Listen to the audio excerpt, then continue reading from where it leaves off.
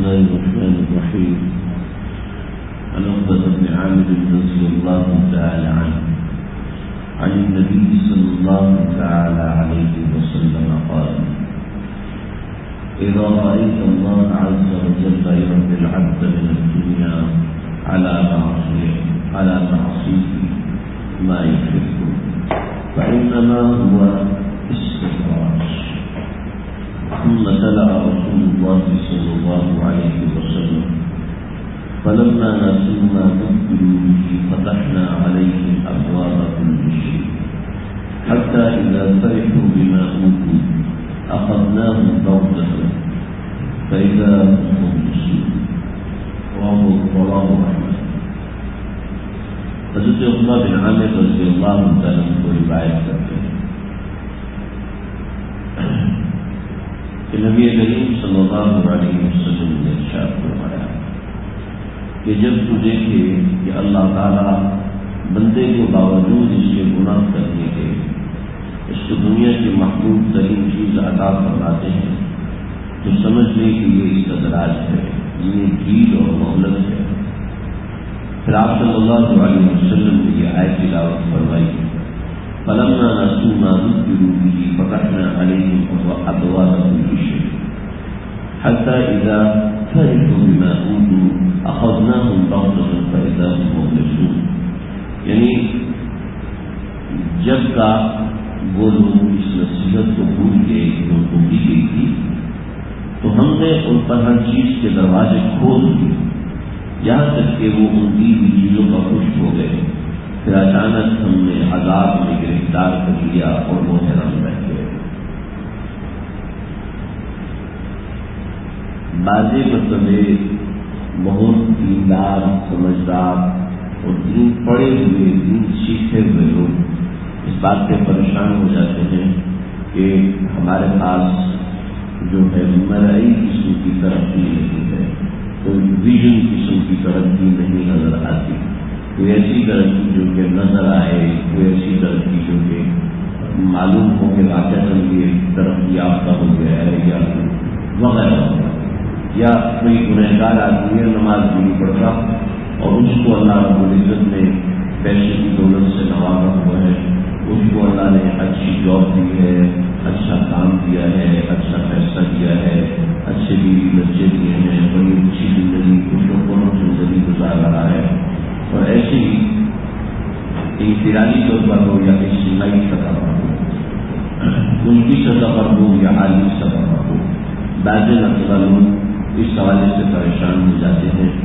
جو دین کے بارے میں سوچ وچار کرتے ہیں کہ نہیں ان لوگوں کو تو اتنا پیسہ ملا ہوا، ان لوگوں کو تو اتنی دولت ملی ہے، اور ہم لوگ قرآن و سنت پہ چلنے کی کوشش کرتے ہیں اور ہمیں کچھ بھی نہیں ملا ہوا۔ تو یہاں پر اس حدیث میں اس بات کا جواب مل گیا ہے۔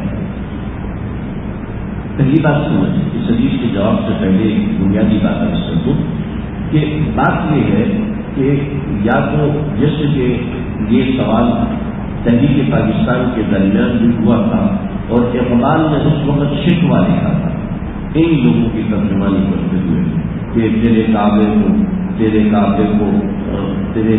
کو سجدوں سے بسایا ہم نے، تیرے قرآن کو سینوں سے لگایا ہم نے۔ تو اقبال نے بڑی زبردست اشعار شکوہ کے لکھے، تو جس کے بعد علماء کرام بڑے اقبال کے خلاف ہوئے اور یہ بھی ہے کہ ان کو قید کر دیا گیا۔ تو جب یہ تعصب قائم ہو گیا کہ ایک بڑی قوم اس طرح کا سوال کر رہی ہے تو پھر اقبال نے اس کا جواب شکوہ دیا کہ تو آبا و تمہارے بھی مگر تم کیا ہو، ہاتھ پر ہاتھ جھرے منتظر پردہ ہو۔ تو اس نوعیت کے بڑے بڑے جوابات ہیں، لیکن جو حدیث کا جواب ہے وہ اور ہے۔ تو یہاں پر سمجھیں کہ ہمارا قرآن و سنت پر ویسا عمل نہیں ہوتا جو اس کا حق ہے۔ قرآن و حدیث پر جو اللہ کا حکم ہے اس حکم کے مطابق یا تو عمل نہیں ہوتا یا عمل کرتے ہیں تو بہت ہی ناقص قسم کا کرتے ہیں، مکمل طریقے سے نہیں کرتے۔ جیسے ہماری معیشت میں کہیں بھی اسلام رائج نہیں ہے، ہماری معاشی زندگی میں کسی بھی طریقے سے ہماری تجارت کے اندر جو قوانین بنے ہوئے ہیں، ہمارے بازار میں جو قوانین بنے ہوئے ہیں، کہیں جھگڑا ہو جاتا ہے اس میں جو قوانین بنے، حتیٰ کہ جو حق شبہ ہے، جیسے جو کہ قانون کے اندر اسلامی طریقہ کار سے رکھا گیا ہے، پاکستان کے لاء کے اندر جو حق شبہ رکھا گیا ہے، اس کو بھی انتہائی غلط طریقے سے استعمال کیا جاتا ہے، اس کی کوئی بھی شک اسلامی شک کے مطابق نہیں ہے۔ ایسی جو قوانین بنے سوائے قرارداد مقاصد کے، جو کہ پاکستان کے 32 علماء نے مل کے بنائی تھی، اور بڑی تبادلوں کے بعد 1947 میں پاکستان بنا اور 1956 میں جا کے وہ بنی ہے، اور پھر اس طریقے سے آئین کی بنیادی شکیں اور 31 دفعات یہ جو علماء نے بنایا، اس میں بے شمار طرح کی تبدیلیاں جو کہ شریعت کے بالکل خلاف۔ تو پہلی بات تو یہ ہے کہ ہماری معاشی ترقی ہو یا عادیہ کی ترقی ہو، وہ کوئی بھی ہماری ملک کی سطح کی بات کروں، وہ کوئی بھی شریعت کے عین مطابق نہیں ہے، نہ سزائے شریعت کے مطابق ہے، نہ قوانین، حتیٰ کہ ٹریفک قوانین سے لے کے ہسپتال اور چیریٹی کی قوانین بھی شریعت کے مطابق نہیں ہے۔ بہت کم 1981 میں حکومت نے علماء سے رابطہ کیا، خود اصلاح کا کمیٹی بنی تھی، حضرت شیخ الاسلام مفتی تقی عثمانی صاحب اور مفتی اعظم پاکستان حضرت مفتی رشید صاحب اور مفتی ولی سنتوخی صاحب اور کئی اکابر علماء نے وہ ولی فتح عثمانی جلد نمبر 1 کے اندر وہ ساری کی ساری شکوک درج ہیں جو کہ پاکستانی تمام بینکوں کو دی گئی تھی، لیکن بغل میں سے کسی بھی چیز پر عمل نہیں ہے۔ تو بنیادی طور پر بات یہ ہے کہ ایک تو یہ ہے کہ اس پر عمل نہیں ہوتا، تو پھر یہ شکوہ ہی نہیں ہے کہ ہم نے تو یہ کیا، ہم نے تو وہ کیا، جو کرتے تھے انہوں نے اس کا فائدہ بھی حاصل کیا۔ لیکن عمومی طور پر یہ بات ہوتی ہے ملکوں کی ترقی کا راز اس کی عدل کے اوپر ہوتا ہے، اس کی معیشت کے اوپر ہوتا ہے، لیکن بشرطے کہ وہ معیشت اسلامی بنیادوں پر ہو، شرعی طریقوں پر ہو۔ تو یہ تو ایک ایسی بحث ہے جس کے اوپر کتابوں کی کتابیں ہیں۔ تو اس حدیث کے بارے میں جب ہم دیکھتے ہیں کہ کوئی آدمی نافرمان بھی ہے، گنہگار بھی ہے، خاص طور پہ کفار ہے، اور وہ اتنی ترقی کر رہے ہیں، اتنا پیسہ کما رہے ہیں، تو یہ روزی جب اللہ کے ہاتھ میں تو ان کو زیادہ کیوں دے دیں؟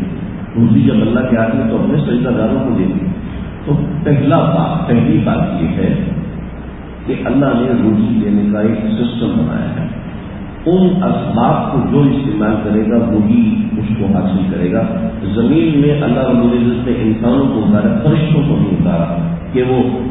ایسی روزی ہو کہ جناب یہاں سے گھر جائے، نماز پڑھ کے گھر کے تو گھر میں 1 لاکھ روپیہ ہو، نہیں نماز پڑھے تو دکان میں 1 لاکھ روپیہ غائب ہو گئے۔ ایسا کوئی سسٹم نہیں بنایا اللہ نے دنیا میں، یہ موقف سے فطرت قسم کا سسٹم ہو۔ ایک بات۔ دوسری بات کہ اللہ جب کفار کو دیتے ہیں یا گنہگاروں کو دیتے ہیں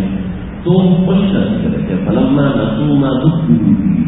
کہ جب یہ لوگ اللہ کو یاد کرنا چھوڑ دیتے، فتحنا علیہم ابواب کل شیء، ہم ہر چیز کے دروازے کھول دیتے ہیں، کہتے ہیں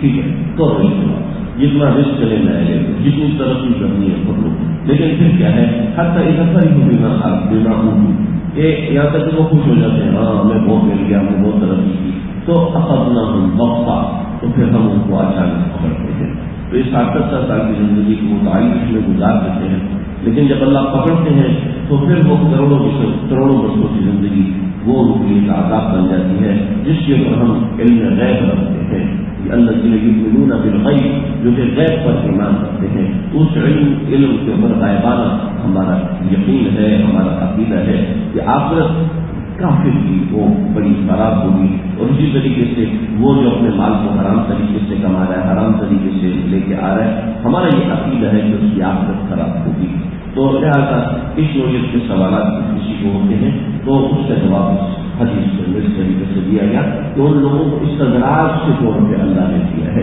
وہ نافرمانی کرنے کے باوجود بھی زیادہ کما رہے ہیں، تو یہ استدراج ہے، یعنی اللہ کی طرف سے ڈھیل ہے، اللہ اس ڈھیل کو ضرور پکڑیں گے۔ اس لیے کہ آپ دیکھیں بڑی بڑی کمپنیاں یہ جب سسٹم سود کا سسٹم 1940 میں پاکستان ہندوستان کے اندر آیا اور بہت ہی طاقت کے ساتھ آئے، کرنسی نوٹ آئے ہوئے، سکے جو درہم اور یہاں پر اور دینار استعمال ہوتے تھے وہ ختم ہو گئے، کرنسی نوٹ آئے، کرنسی نوٹ سے پھر سودی سسٹم چلا، پھر اس کے بعد کرنسی نوٹ سے بات آگے چل کے کریڈٹ کارڈ پہ، اور کریڈٹ کارڈ سے آگے اب ڈیبٹ کارڈ بھی آ چکا ہے۔ تو یہ کرنسی کی جیسے جیسے تبدیلی ہوئی ہے ویسے ویسے حرام کمائی اور حرام آمدن یہ کثرت سے بڑھتی جا رہی ہے۔ تو ہم دیکھ رہے ہیں کہ جو دوسرے ممالک ہیں، دوسرے لوگ ہیں، وہ سود آنے کے بعد وہ بڑی بڑی کمپنیاں بنی، لیکن آپ اگر تھوڑا سا انٹرنیشنل بزنس سے مطالعہ کریں تو آپ کو پتہ چلے گا کہ بڑی بڑی کمپنیاں اسی سودی نظام کی وجہ سے بک رہی ہیں اور بک بھی جا رہی ہیں، بہت بڑی کمپنیاں۔ نوکیا کا فون ہر ایک کی جیب میں ہوتا ہے اور کروڑوں فون نکلے، لیکن وہ بھی آج سودی سسٹم کی وجہ سے غیروں کے ہاتھ میں چلی گئی۔ اور بہت سی چیزیں ہیں، یہ تو ایک ہے، بہت سی چیزیں آپ اگر مجھ سے بہتر جانتے ہوں گے کہ سودی نظام کی وجہ سے اللہ پکڑتے ہیں یا تو دنیا میں پکڑ لیتے ہیں یا آخرت میں پکڑ کو لازم ہے۔ لہٰذا کسی کی کثرت مال کو دیکھ کر، کسی کے تعیش کو دیکھ کر، کسی کی لذتوں کو دیکھ کر گھبرانا نہیں چاہیے، اللہ کا اپنا یقین ویسے ہی مضبوط رکھنا چاہیے۔ اللہ